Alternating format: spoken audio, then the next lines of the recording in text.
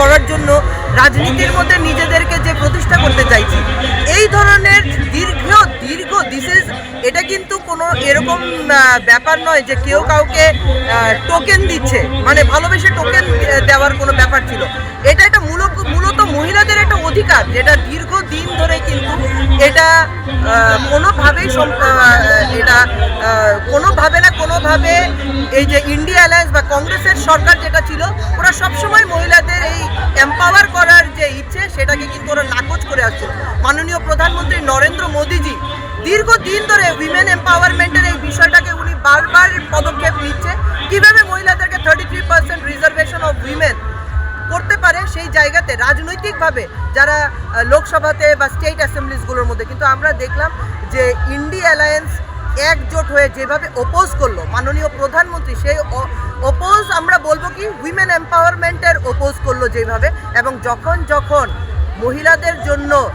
ওরা মহিলাদের অপোজ করেছে তখন ওদের কিন্তু ডাউনফলই হয়েছে। মাননীয় প্রধানমন্ত্রীর যে চিন্তাধারা টু এম্পাওয়ার উইমেন, সেই জায়গাতে এই যে ইন্ডিয়া অ্যালায়েন্স যে অপোজটা করলো, সেটাকে আমরা বিভিন্নভাবে আমরা পুরো ভারতবর্ষের মহিলারা কিন্তু সেটাতে ওদেরকে ধিক্কার জানাচ্ছি। আমরা আজকে একটা ধিক্কার মিছিল বের করছি, কেননা আমরা চাইছি যে 33% রিজার্ভেশনের এই যে রিফর্মটা সেটা যেন হোক, সেটা যেন পাস হয় সেই বিলটা, এবং ওদের যে বিরোধিতার সেটা আমরা তীব্র নিন্দা জানাচ্ছি। এবং এর জন্য আজকে ভারতীয় জনতা পার্টি আজকে ত্রিপুরা রাজ্যের এই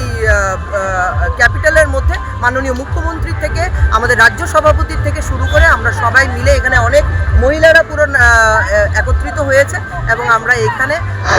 জানাতে চাইছি যে আমরা 33% রিজার্ভেশন অফ উইমেন দাবি করছি, এবং সেটা আগামী দিনে হবেই সে আশা রেখে আমি মাননীয় প্রধানমন্ত্রীকে আবারও অনেক ওনাকে ধন্যবাদ জানিয়ে এবং